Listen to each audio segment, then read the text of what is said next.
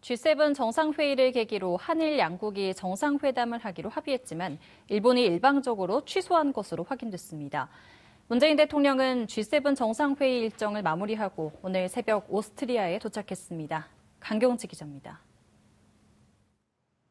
영국 코널에서 2박 3일 동안 열린 G7 정상회의. G7 정상회의 개최 전부터 문재인 대통령과 스가 일본 총리와의 정상회담 개최 여부가 관심을 모았습니다. 하지만 한일 정상회담은 성사되지 못했습니다.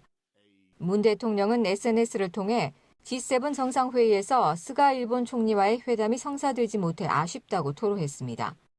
당초 양국 정부는 G7 정상회의를 계기로 회담하기로 잠정 합의했지만 일본이 일방적으로 취소한 것으로 확인됐습니다. 일본이 독도 방어 훈련으로 알려진 동해 영토 수호 훈련을 이유로 들어 회동에 응하지 않았기 때문입니다. 일본은 한국이 독도 방어 훈련을 할 때마다 외교 채널을 통해 반발해왔습니다. 하지만 이를 이유로 당초 합의한 정상회담까지 취소하는 것은 납득하기 어렵다는 지적이 나오고 있습니다.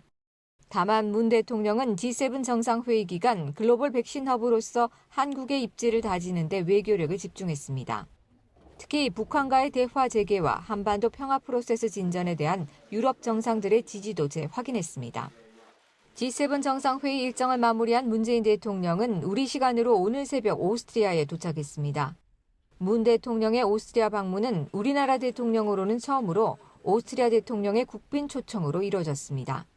우리나라와 오스트리아는 지난 1892년 처음 외교 관계를 맺었습니다.